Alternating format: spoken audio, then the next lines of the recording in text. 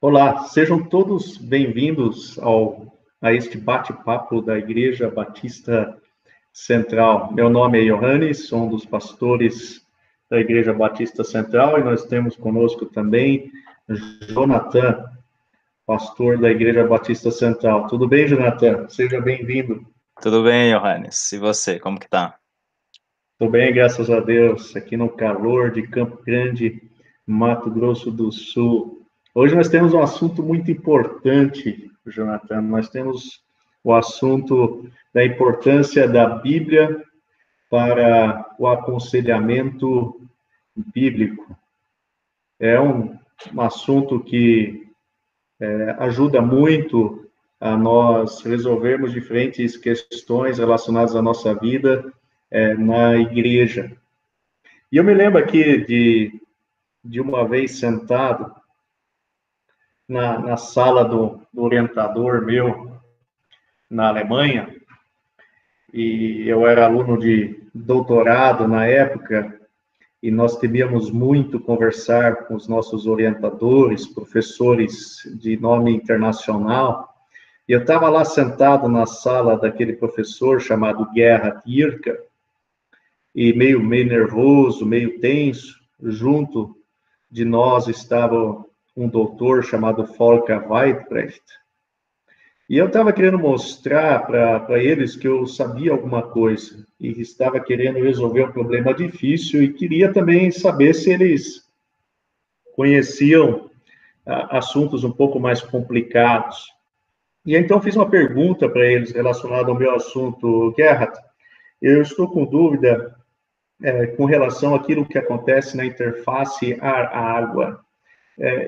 Nós não podemos ter ali contaminantes que podem, de alguma forma, dificultar o entendimento que nós estamos tendo em nossos experimentos.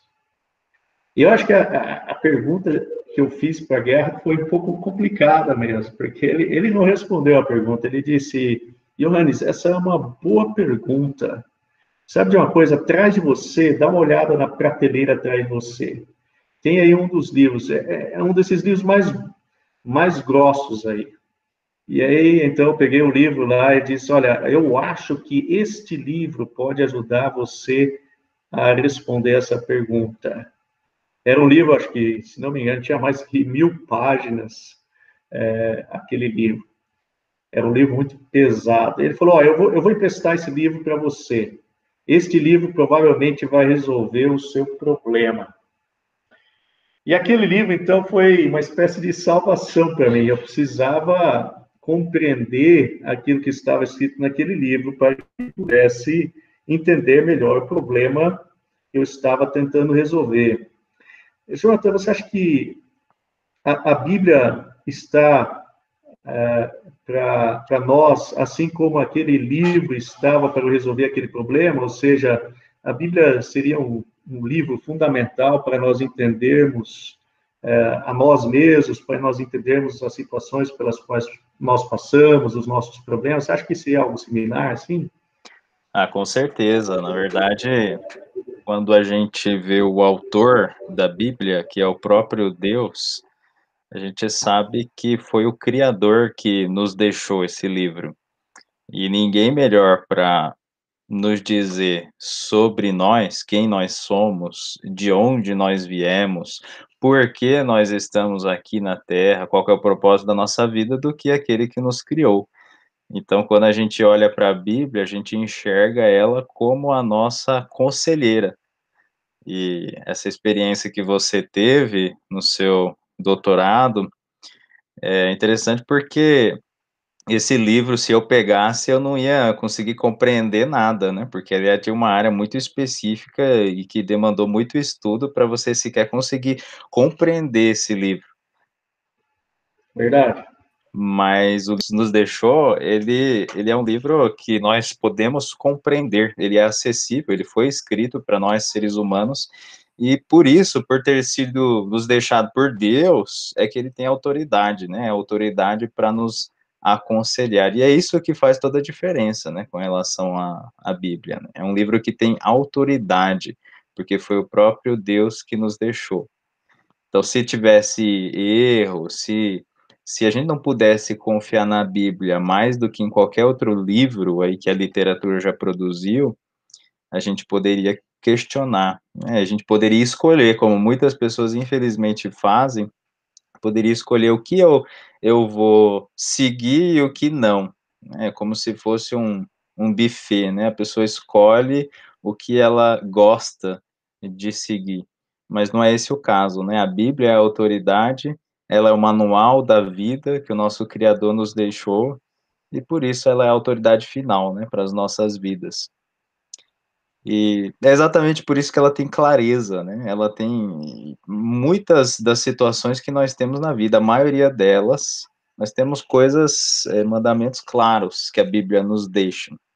E esse é um grande problema hoje, que as pessoas buscam muito o lado obscuro, elas buscam fazer um malabarismo com algum texto bíblico para fazer entender aquilo que, na verdade, Deus nunca quis deixar para nós. Então a gente pode pegar alguns exemplos, por exemplo, né, se alguém diz assim: "Ah, o meu casamento não tá bom, eu devo me divorciar, o que eu devo fazer?", né, você sabe, Johannes, que para isso a Bíblia ela diz claramente, como a pessoa deve proceder, né. Da mesma forma, a gente tem os 10 mandamentos. Deus, ele nos dá o poder através do Espírito Santo para cumprir, e eles refletem o caráter de Deus e são muito claros, né. Então, você não deve ter outro Deus além do Deus verdadeiro, do Deus que nos criou. É verdade, então parece que tem muita coisa clara, né? Parece que a Bíblia é muito clara com relação a muitos assuntos e como nós devemos viver, o que nós devemos fazer. E é interessante que às vezes nós vamos em busca da vontade de Deus, mas não nos dedicamos a estudar a vontade que já está revelada de Deus, de como nós devemos fazer. E é por isso que parece que às vezes nós ouvimos perguntas tolas, tais como: será que é vontade de Deus que eu me mantenha puro no namoro? Posso fazer sexo já durante o namoro? Ou, sei lá, eu estou casado, né? Meu pai sempre contava a história disso, que tinha pessoas, às vezes, que vinham para ele e perguntavam: não, eu estou casado, mas tá difícil o casamento, está muito difícil. Será que eu posso me divorciar? O pastor Fridolin vai decidir segundo o coração dele, né? Ou tem, às vezes, uma pessoa que está fazendo muito mal para mim, que é uma espécie de inimigo meu. Será que eu devo amar essa pessoa? Então, tem muitas questões como esta que nós, muitas vezes, nos fazemos, ou às vezes ouvimos, que estão claramente reveladas nas Escrituras aquilo que nós precisamos fazer. Nós não precisamos parar para pensar muito como nós devemos viver, porque a Bíblia tem muita clareza sobre isso. E talvez aqui tenha um papel importante para nós, né? Seria estudar a palavra. Precisamos estudar as Escrituras, porque se nós conhecermos as Escrituras, então nós vamos saber como nós precisamos viver. Então devemos nos dedicar a isso, né, Jonathan? É verdade, é verdade. E esse é um grande problema hoje em dia, né, que a gente enfrenta mesmo no meio evangélico, né, porque as pessoas não estudam a palavra de Deus, e aí elas pegam coisas que estão claras ali na palavra de Deus e distorcem.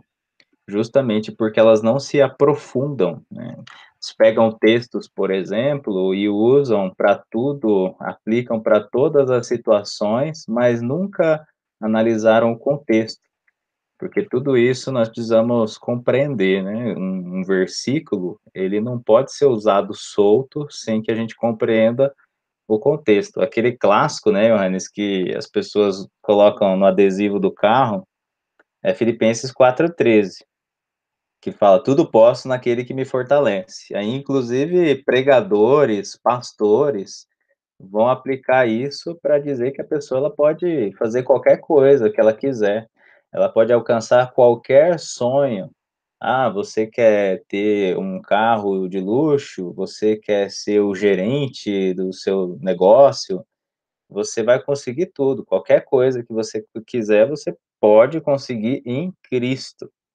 A questão é, será que esses pregadores, eles estão realmente sendo fiéis às escrituras? E a realidade é que não, né, porque nós analisando o contexto, não precisa correr muito. Você olha os versículos anteriores e Paulo claramente ele está falando que ele aprendeu a estar contente em qualquer situação, ele aprendeu a passar fome ou a viver na fartura, quer dizer, né, ter um banquete ou um pedaço de pão velho. Ele podia estar num lugar confortável ou estar numa prisão. Tudo isso ele podia porque Cristo o capacitava. E essas pessoas que distorcem, elas não querem ouvir essa parte, de que elas podem estar num lugar desconfortável, numa situação difícil e ainda assim estar contentes. Porque, na verdade, o que atrai muitas vezes as pessoas é a ganância, e isso causa a distorção da palavra, né. E como temos distorções, na verdade, barbaridade. Quantas distorções nós não temos as escrituras hoje. E às vezes nós mesmos, né, aprendemos versículos de memória e depois, quando nós damos uma olhada no contexto, percebemos que, de fato, o texto não está querendo dizer aquilo lá. E se nós mesmos, né? Eu, por exemplo, eu não gosto de ter minhas palavras distorcidas. Acho que ninguém gosta que as suas palavras sejam tiradas de contexto, que sejam distorcidas.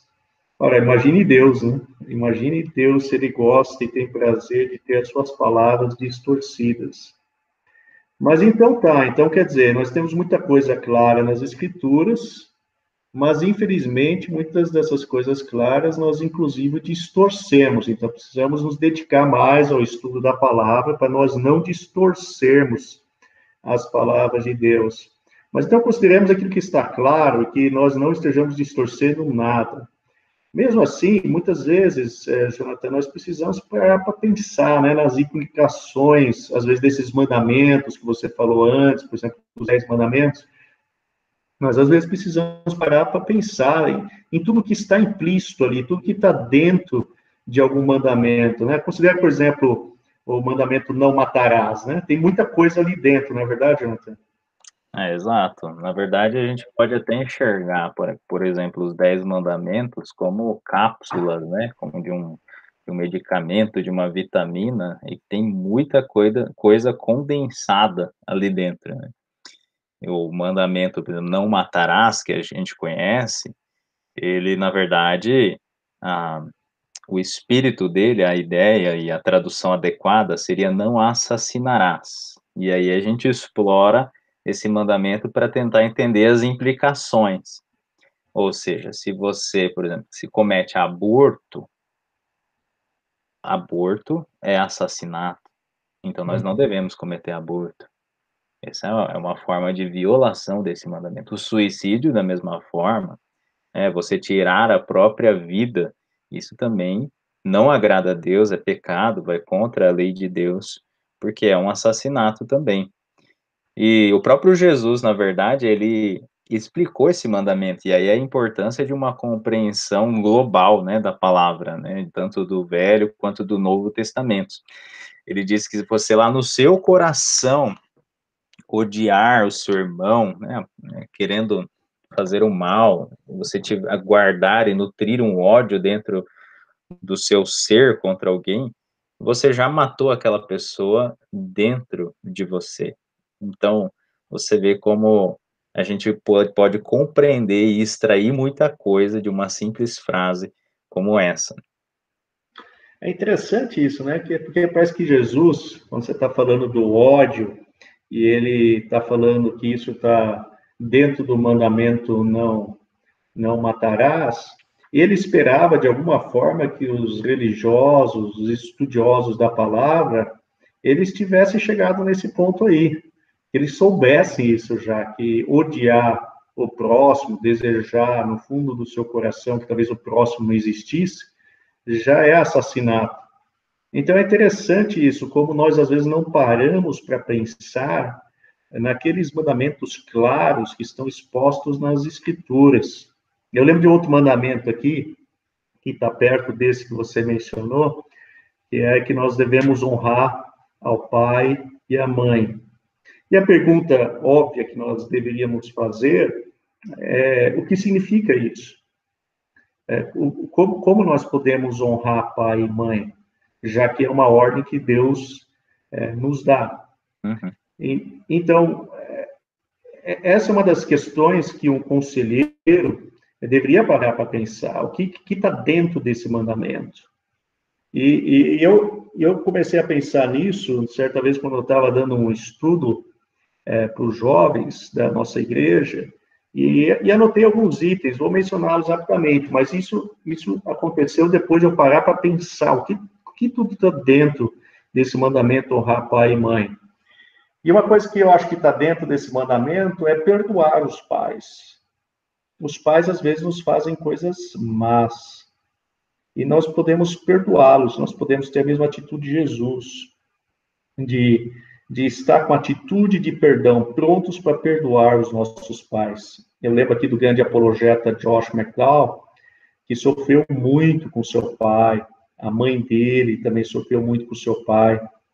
O pai de Josh espancava a mãe e não trazia o sustento para casa, não cuidava de Josh, pelo contrário, maltratava muito a Josh, sempre aparecia bêbado em casa.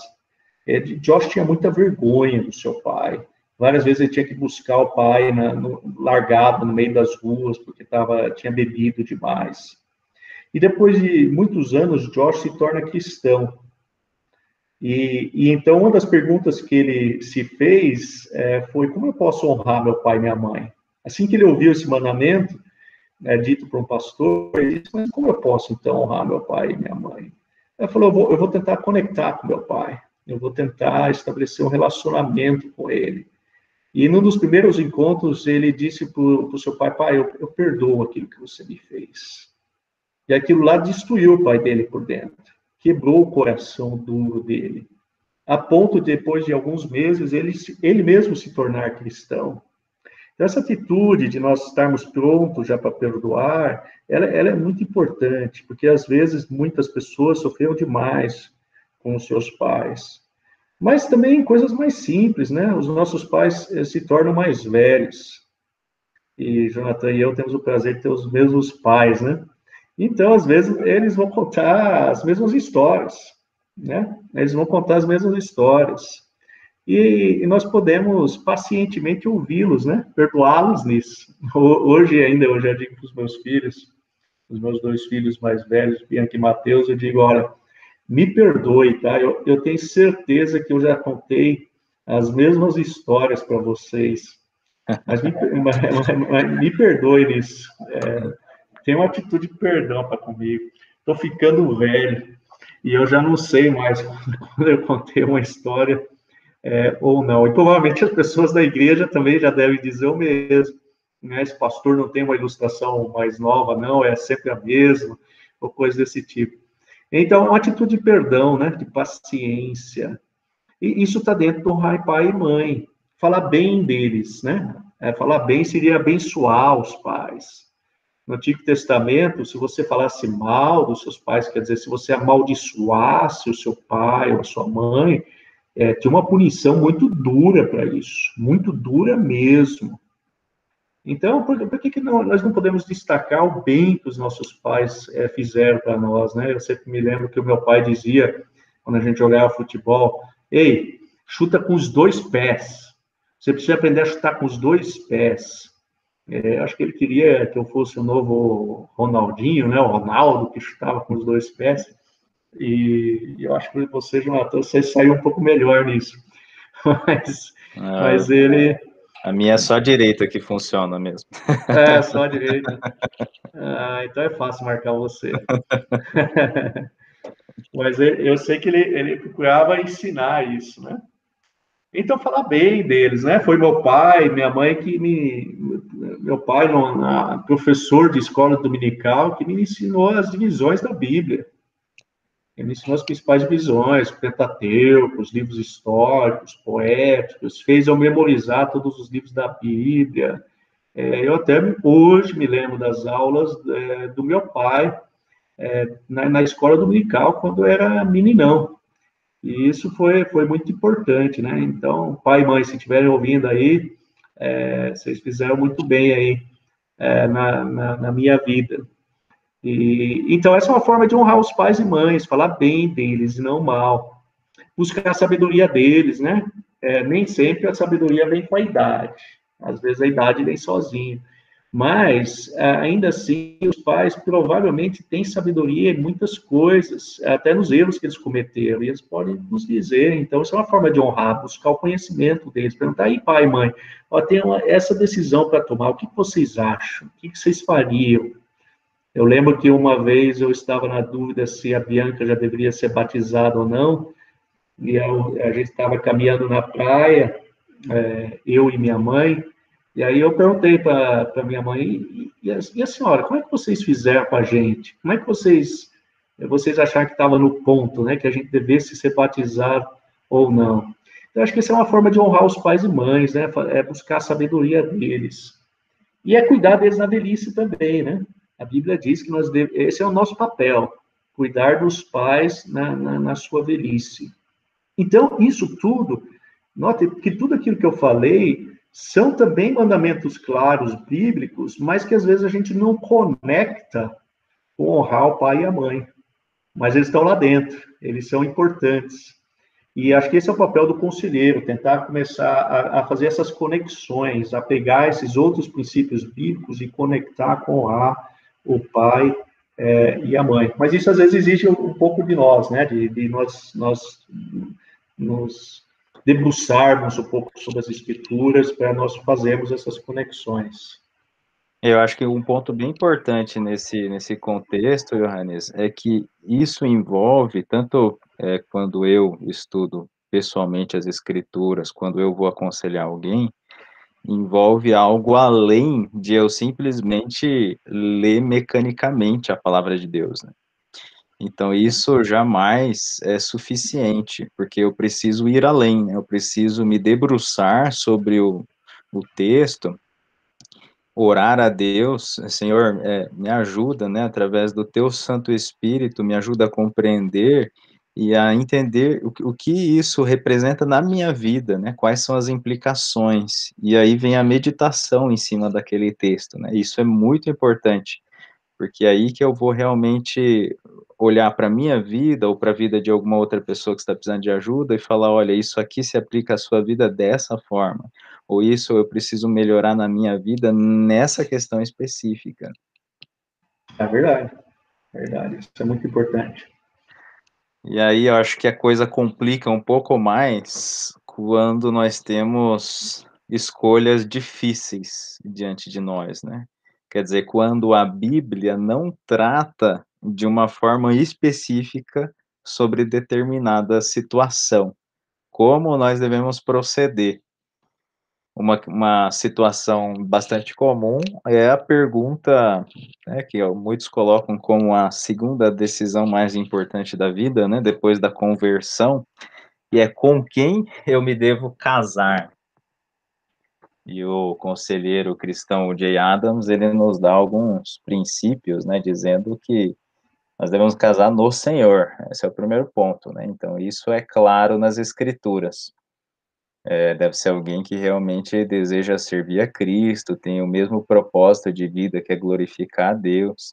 Ele critica um pouco essa noção de compatibilidade, né? Que a pessoa busca uma outra pessoa que seja 100% compatível com ela. E isso não existe porque sempre que você está falando de um casamento, você está falando de dois pecadores. E pecadores, eles são egoístas e vão, em algum momento, ter algum atrito, né? Então, a ideia do casamento bíblico é justamente um contexto em que o perdão, em que a maturidade, o crescimento seja proporcionado, né? Outras pessoas focam muito na beleza, e a Bíblia também dá um princípio em relação a isso, dizendo que enganosa é a beleza e vã a formosura, mas a mulher que teme ao Senhor, essa sim será louvada. Então, nós olhamos a beleza, mas nós não nos fixamos apenas nisso. Eu acho que esse é o ponto, né? Existem muitos outros elementos. Ah, que legal. Então, você definiu uma série critérios para nós, que nós devemos considerar ao escolher o cônjuge, né? Ao escolher o futuro marido ou esposa. Mas daí tem um problema, não tem, Jonathan? Quer dizer, digamos que eu siga esses critérios aí, eles são importantes, né? Mas eles ainda assim são gerais, né? Pode ser que eles me deixem aí com 5 opções, 10 opções. Ó, essas 10 mulheres se encaixam nesse perfil. E aí, como é que você procedeu? Digamos aí que tinham cinco mulheres aí atendendo a esses critérios. Seria errado você casar com uma dessas 5, Jonathan? A pergunta boa essa. Na verdade, acho que hoje em dia a coisa está ficando feia, né? Que dentro desses critérios, acho que é difícil você encontrar 5 ou 10. Sobra 1,5. É, mas eu acho que o primeiro passo é considerar esses critérios, o que normalmente não é feito, né? Então as pessoas daí se apaixonam e falam e lá por alguém do mundo e falam, porque eu tô apaixonado e essa pessoa vai se converter e tudo mais, e, e acabam se dando mal com isso, né? Mas a partir do momento que você realmente seguiu esses critérios, em termos de certo e errado, biblicamente, você não tem certo e errado em escolher uma pessoa que é temente a Deus ou a outra pessoa que é temente a Deus. Mas eu acho que nesse ponto chega um momento em que você dobra os seus joelhos diante de Deus e ora a Ele, Senhor, me mostra qual é a pessoa que o Senhor tem para mim, quem o Senhor deseja, com quem o Senhor deseja que eu viva toda a minha vida, né, juntos, formando uma família, né? Foi isso que eu fiz e Deus me deu a lindinha, né? E eu sou muito grato a Deus, é a mulher da minha vida. Então foi assim. Então.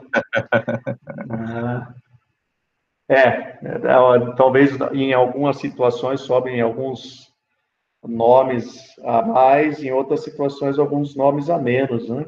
Mas, de qualquer forma, os critérios acho que já reduzem bastante a quantidade de opções que nós temos, né? E depois, então, o relacionamento que Deus...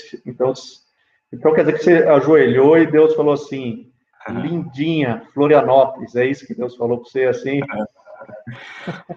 Não exatamente, mas Deus foi direcionando dessa forma, abrindo as portas e utilizando, inclusive, o Hélice e a Esther, que estavam, né, minha irmã, meu cunhado, que estavam morando em Florianópolis na época, como instrumentos, né, para direcionar para a Diane. Legal, legal. Então, eles são os casamenteiros. Então, Hélice e Esther são os culpados disso aí. A Esther foi o cupido. Legal. Então, uma coisa que pode nos ajudar e também nós podemos usar para quando nós estivermos aconselhando outras pessoas, às vezes nós vamos ter esses princípios gerais estabelecidos nas escrituras, mas especificamente nós temos ainda uma série de opções. E talvez uma coisa que nos ajude aí seja fazer uma lista de vantagens e desvantagens. Deus nos deu uma razão. Deus, ele concedeu a graça de nós podermos pensar.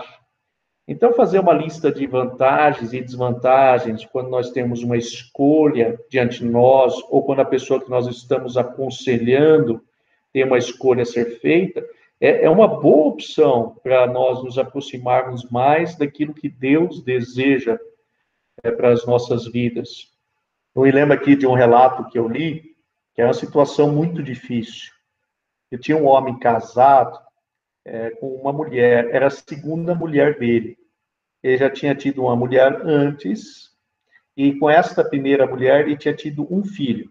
Então, um filho com a primeira mulher, daí ele se divorciou, casou com a segunda mulher, e tinha agora 5 filhos com a segunda mulher, que era a mulher atual dele. E aí ele ficou desempregado, muito tempo desempregado. Ele já estava sentindo o peso do desemprego, porque ele precisava sustentar a casa dele, a esposa, os 5 filhos. Ele precisava cuidar e prover pela sua família. Daí ofereceram para ele um emprego em um outro estado. E ele morava nos Estados Unidos. Então, se você conhece um pouco da situação dos Estados Unidos, lá nos Estados Unidos, cada estado, muitas vezes, tem sua própria legislação. E aí que estava o problema. Por conta que ele tinha divorciado da primeira mulher, o filho do primeiro casamento não podia deixar o estado. Não podia ir com ele. Se aquele filho fosse com ele para outro estado, ele ia perder a guarda do filho. Então, é com essa situação que daí ele veio pedir conselhos para um pastor. O que ele deveria fazer? Quer dizer, ficar sem aquele emprego e manter, então, o relacionamento, o contato com o primeiro filho dele, mas daí então, correr o risco de não conseguir prover e sustentar a sua esposa e os 5 filhos, ou ir para outro estado e ter lá o emprego, poder sustentar a família, mas perder o contato com o filho, perder a guarda do filho. Uma situação difícil essa, né? Bem difícil. Muito difícil, muito difícil. Então, sabe o que o conselheiro indicou, Jonathan? Uhum. Ele falou o seguinte: faça uma lista das vantagens e desvantagens de cada uma das opções que você possui. Então, liste as vantagens de se mudar para um outro estado e as desvantagens. E as vantagens e desvantagens de você continuar no lugar que você está. Diz que aquilo lá foi esclarecedor. Ele saiu de lá, daquela sessão de aconselhamento, praticamente com a decisão tomada. Então, isso é uma coisa muito, muito forte, é simples, mas é muito poderosa. Porque nós, às vezes, queremos ficar muito em oração, ou queremos, às vezes, de alguma forma muito mística, encontrar qual é a vontade de Deus, se nós devemos ir para um outro lugar, aqui ou ali. Mas, às vezes, aquilo que Deus quer que nós façamos é simplesmente usar a razão, escrever no papel as vantagens e desvantagens. E eu acho que fazer essa lista das vantagens e desvantagens pode ajudar em várias situações, tais como, por exemplo, você mencionou antes, do casamento, ali isso também pode ajudar. Pode ajudar também em decisões como essa, em que cidade devo morar, ou que emprego eu devo escolher, se nós temos várias opções. E ao fazer essa lista de vantagens e desvantagens, nós também podemos usar princípios bíblicos para nos ajudar. O Frame, que é um teólogo, ele sugere as seguintes perguntas. A primeira pergunta é a seguinte: onde eu posso melhor utilizar os meus dons? Então, os dons, eles foram nos dados para nós servirmos a igreja e de forma geral, a cidade também. Então, onde eu posso utilizar melhor esses dons? A segunda pergunta: qual local oferece maiores tentações, as quais eu devo evitar?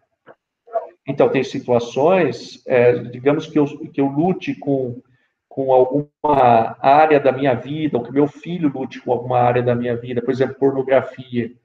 Digamos que o meu filho esteja lutando com a pornografia. Então, se eu vou morar, se eu decido me mudar para um local onde ele vai ser fortemente tentado nessa área, isso é um problema. E isso a gente simplesmente, fazendo uma lista das vantagens e desvantagens, nós podemos descobrir facilmente. E a terceira pergunta que ele sugere é a seguinte: que lugar oferece melhores oportunidades para o meu crescimento, o crescimento como cristão? Por exemplo, uma igreja saudável. Que lugar tem uma igreja saudável que eu possa participar, não só frequentar, não só ir assistir lá ao culto, mas que de fato eu possa me envolver com eles, participar da vida deles. Então, aquilo que Frame está fazendo é, na verdade, chamando a nossa atenção para 3 áreas importantes da nossa vida que nós devemos considerar ao tomarmos uma decisão. Primeiro, como o serviço, os dons, onde eu posso servir, a mortificação da nossa carne, né, as tentações, e o meu crescimento pessoal. Como eu posso me desenvolver melhor como cristão. E isso, então, deveria nortear, deveria dizer como nós devemos, então, tomar as nossas decisões, inclusive de onde morar. Então, nesse caso, por exemplo, perguntas como: será que a casa é muito bonitinha? Será que a casa agradou a minha esposa? A casa fica próximo do trabalho? Tem uma escola perto da casa ou não? Todas essas perguntas são perguntas importantes, mas elas são muito menos importantes que as três perguntas que o Frame nos apresenta. Então, aqui nós temos, assim, critérios claros que nos ajudam a escrever, colocar as vantagens e desvantagens no papel e, assim, nos ajudar a tomarmos decisões. E eu acho que talvez tenha até outros, né, Jonathan? Talvez nós tenhamos até outros princípios que às vezes nós podemos utilizar, mas essas do Frame aí já ajudam bastante, né? São excelentes, né? Excelentes mesmo. Eu acho interessante, Alice, que Deus, ele não, o modo como ele trata com a gente, né? Pensa como seria a vida se tudo Deus soprasse no nosso ouvido a resposta, né? Você tem que casar com tal pessoa, você tem que ir para tal lugar, agora você tem que fazer isso, agora você tem que fazer aquilo. Deus, ele nos dá os mandamentos dele, como nós devemos viver, mas em muitas coisas ele não traz uma ordenação específica, ele não sopra a resposta específica, porque senão a vida até perderia a graça, eu acho, você não acha? É verdade, se a gente soubesse tudo que vai acontecer no amanhã, né? Tudo que ia acontecer na nossa vida, não teria muita graça nós vivermos, né? E Parte também não. da, Aham. parte um pouco daquilo que nos aproxima, inclusive, de Deus, é essa questão do que tem no amanhã, né? O que será que vai acontecer amanhã? E isso ajuda a gente a viver na dependência de Deus, né? É verdade, é verdade. Eu uma vez ouvi um pastor contando a história de que essa questão de nós descobrirmos o amanhã, nós achamos muitas vezes que Deus teria que dar para nós um mapa certinho, com o caminho traçado já, bonitinho, como hoje nós temos no GPS, né, no celular, assim, que ele desce certinho o caminho. Sim, Mas, mas na verdade, ele disse, Deus faz um pouco diferente. Ele entra conosco no carro e à medida que nós vamos andando, ele às vezes fala, vira à direita. Ó, na próxima você vai virar à direita. Ali, de repente, você vai virar à esquerda. Aqui, pare um pouco, você vai ficar um pouco parado. Agora você pode andar, ande um pouco mais rápido. Então, às vezes ele vai falando isso assim, quase quando está chegando na esquina e nós temos que virar.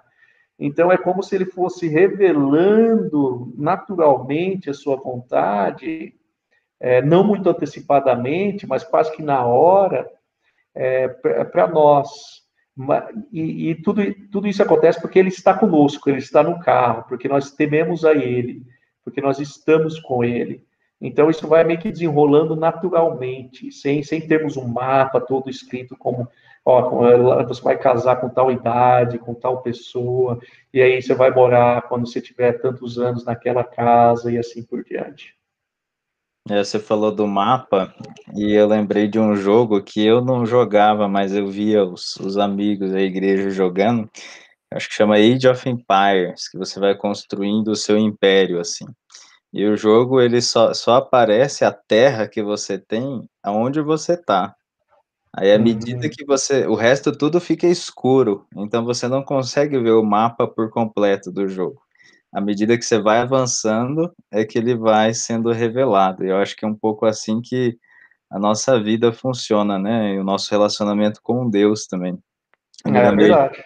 eu lembrei de um versículo, se não me engano, é no Salmo 25. Nós tivemos já um acampamento com esse tema, que é: "O segredo do Senhor é com aqueles que o temem". E esse versículo, ele nos ensina que não adianta a gente ficar procurando e procurando a vontade de Deus que não está revelada, se nós não praticamos aquela que está clara, né, na palavra de Deus.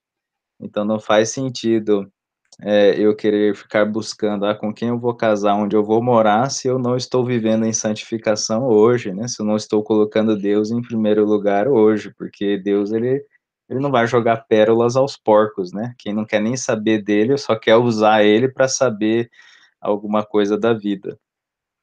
Sim. E Ah, bem legal. você falou de princípios e em 1 Coríntios a gente tem 4 perguntas que a gente extrai, na verdade, 4 princípios gerais, e esses princípios, eles nos ajudam em praticamente qualquer decisão e em qualquer área da vida. E, de certa forma, eu acho que Deus, ele nos deixou, assim, algumas coisas numa zona cinzenta, sem a gente saber, às vezes, 2 caminhos, e nós é que temos que escolher um dos 2, justamente para nós o buscarmos, mas também para a gente usar o cérebro, né, que ele nos deu e que é um instrumento tão poderoso, né. Mas olha só, Johannes, as 4 perguntas que nós podemos extrair aqui para tomar decisões, né, em áreas em que a Bíblia não é específica. Ah, vamos Isso, lá, então. vamos lá. A primeira, isso é benéfico? Quer dizer, física, espiritualmente, mentalmente, isso vai ser benéfico para mim? Essa é a primeira questão que você precisa avaliar, né.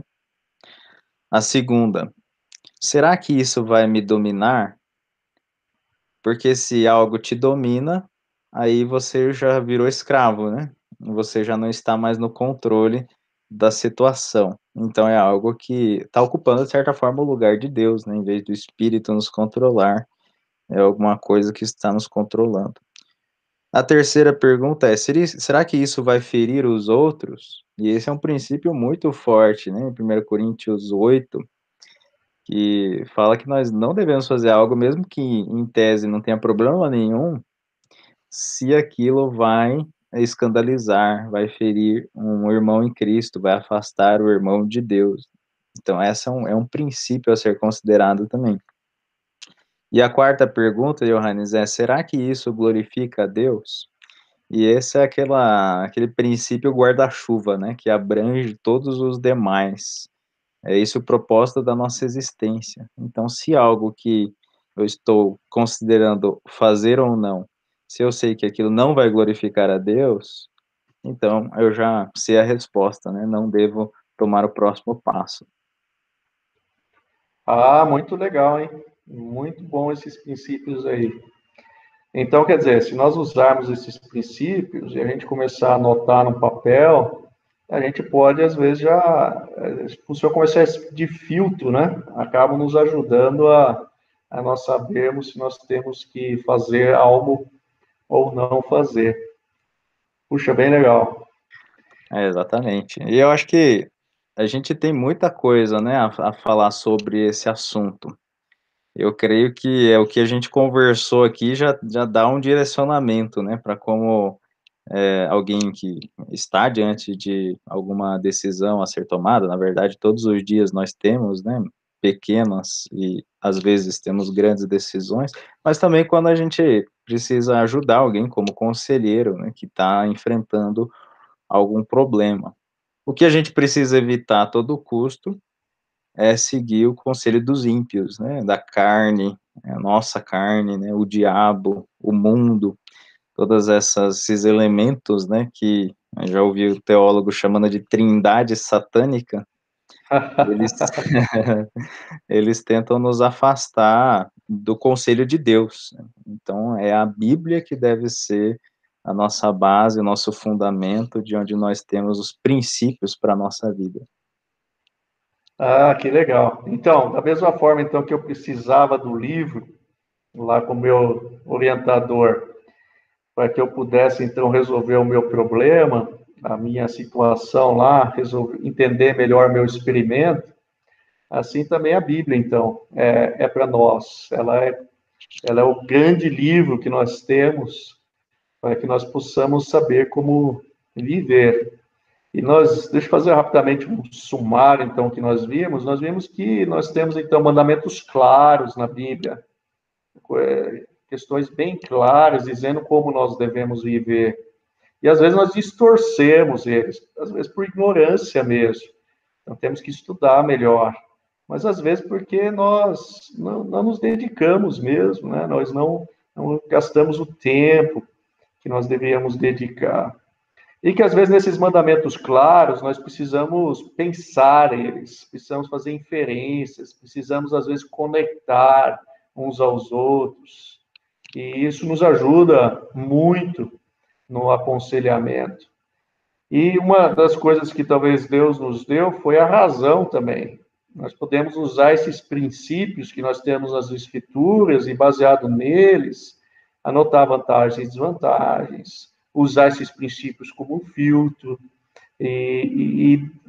dessa forma usar, então, a palavra de Deus para resolver aquelas questões que chegam às nossas vidas diariamente. Acho que foi bem legal o nosso bate-papo, não foi, Jonathan? O primeiro bate-papo foi bem bacana, né? Eu gostei bastante, Para mim foi muito proveitoso. Eu espero que seja também para os nossos queridos irmãos. Maravilha. Então, nós vamos ficar por aqui. Este foi um bate-papo onde nós falamos sobre a importância da Bíblia para o aconselhamento bíblico. E nós somos da Igreja Batista Central, e Jonathan e eu, dois pastores da igreja, conversamos hoje sobre esse importante assunto. Que todos estejam com a bênção de Deus. Grande abraço. Um abraço. Tchau, tchau.